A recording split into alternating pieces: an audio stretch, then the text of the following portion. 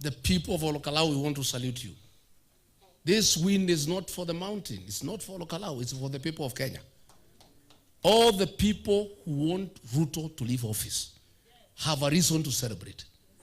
Because he has stolen too much money, and it was anticipated, and people are fearful that he'll use the stolen wealth to bribe ordinary Kenyans who are struggling, who are poor, to elect him back to office.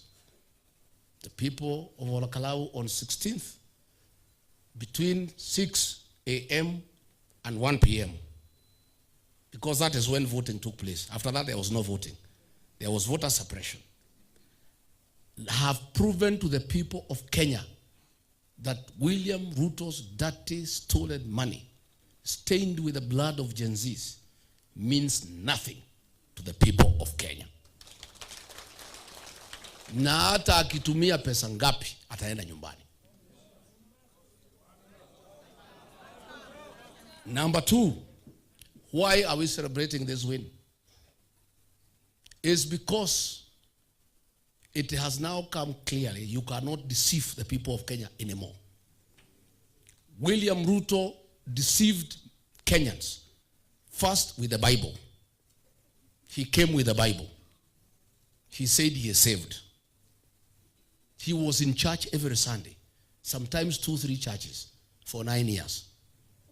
And Kenyans believed he is a true Christian who is saved. And the Church of Christ, for once, believed the Church of Christ has a candidate. And he deceived the people of Kenya. He also gave a lot of lies about the bottom-up economic transformation, saying that he will lift people from the bottom to up, saying ataweka watu pesa mfukoni. Instead ya kuweka watu pesa mfukoni, ile kidogo walikuwa naye akatoa. The man has been unmasked. Amejulikana.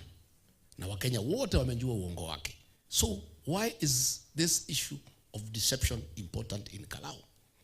He came to deceive the people of Kalou. He brought a train that has not been there for 46 years. He brought 2 boats. He graded and marramed all feeder roads. He launched a tarmac road. I'm told the equipment has now left. Yeah? He pretended to put transformers in every village. He brought water tanks. He brought irrigation pipes. He went ahead to touch the household. He brought blankets. He brought mattresses. He brought even shoes. He brought gas cylinders.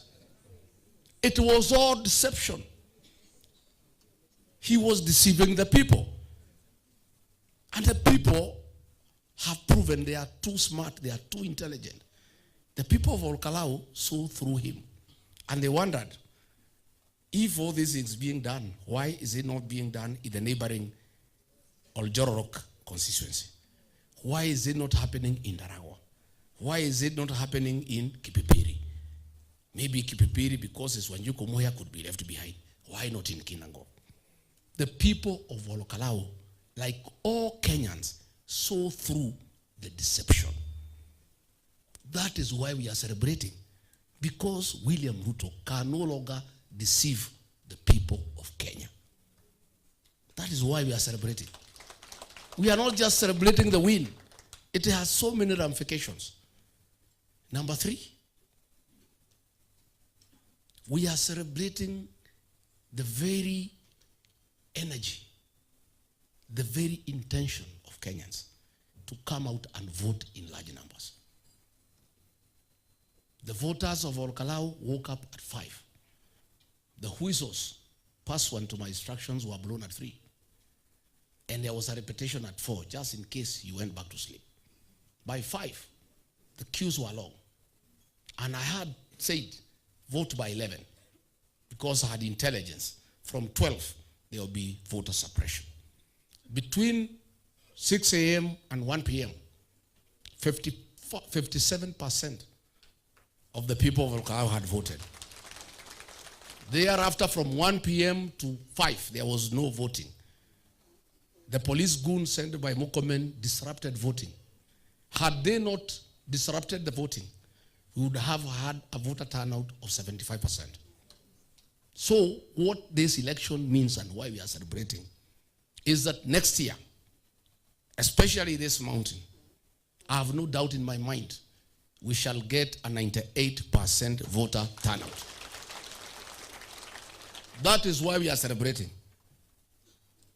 Again, we are celebrating because we had been sowed fear that William Ruto will steal elections. He'll compromise IBC. He'll bribe people. He'll use goons. He'll use police to steal the election. Why we are celebrating and will continue to celebrate for the next 1 year is that ordinary persons from Kalou stood up to police goons with AK-47 assault rifles and M16 automatic rifles and tear gas and machetes. And they said no. People voted and remained in the polling station and protected the vote. When the police goons said by Kipchumba became too rough, and we realized that they wanted to disrupt the counting, Senator Medho, the team leader, sent word. And the people on their own looked for rocks. They felled trees and barricaded the polling stations that no goon, armed or not armed, could get anywhere near the polling station. And the people stood firm until the voting was the counting was complete, and organized themselves and escorted the ballot boxes to the tallying center.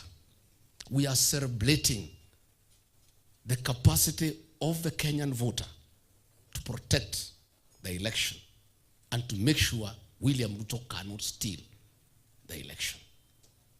So when I heard them wanasema kwa nini watu wanakuwa kama kuku moja imetaga mayai, no, it's not the win.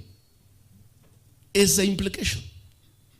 And we are saying now, the people of Kenya who want William Ruto to go are welcome to Kalou to do benchmarking on how to protect an election. The people of Kenya are welcome to Kalou to benchmark on how to steal money from Ruto that he has stolen from Kenyans. And there is nothing wrong stealing from a thief. There is no problem conning a conman. Because William Ruto is a conman. The people of Kalou conned him for 90 days. Lakini tumeambia sasa waokoke warudi kwa mambo yao. That is why we are celebrating.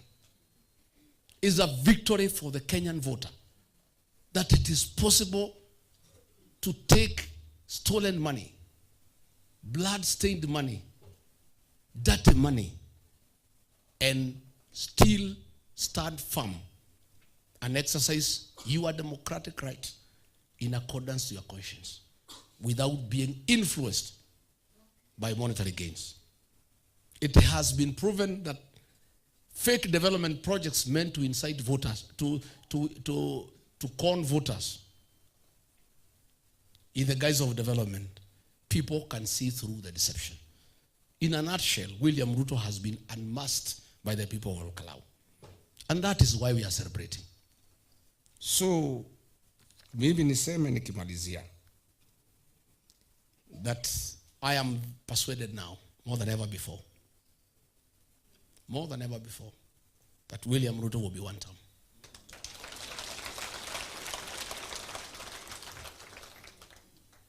He had targeted this vote-rich mountain with goodies and bribery, empowerment programs, beans, rice, all those things now, it has been proven they have no impact whatsoever. Had they not done voter suppression, UDA would not have gotten double-digit percentage. We would have gotten 94-95% to achieve Muchina 5% ambaye ni yake kama kijana nyumbani.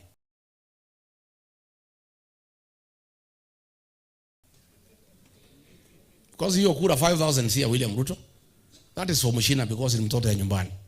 Na nimemwambia Muchina, wewe ni mtoto. Watu ya Kalou hawakuwa na shida na wewe. They had a problem with your association with William Ruto.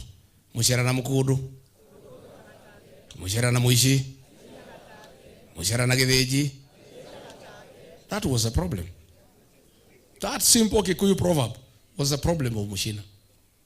We are asking you, Muchina, your son, come back home. Come and be with your people. The humiliation you faced was not yours. The contest in Kalou was not between DCP and UDA. It was not between Muchina and Kamau. It was between William Ruto and the community. And there is no way William Ruto would have defeated the community because the community is the one that was voting. So it was automatic. And that is why they even wanted to cancel the election. So from where I sit, I want to ask you now as you go back, especially those from this mountain, the consolidation of the mountain vote against William Ruto is complete. There's nothing else to do.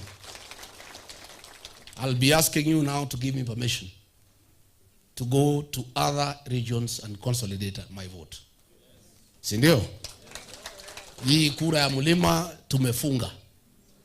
Sasa mimi Secretary General John Medho na timu hii, mimi nawachia nyinyi Mulima sasa.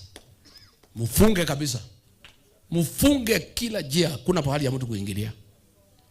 I'll be going to the coast, I'll be going to Western now to expand our influence outside the mountain. The job that is remaining now in the mountain, there are 3 responsibilities remaining in the mountain. 1, to continue making sure that our young people are registering as voters. That you must do.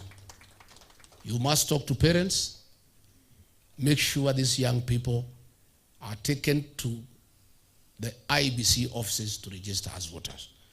Those of you who are aspirants, it is in your interest to spend some little money to facilitate our young people by giving them transport to go and register as voters. The second responsibility I want to give you is to make sure that you continue to popularize our party, the DCP. The election in Kalou has settled the issue of the party for the mountain. The matter is settled.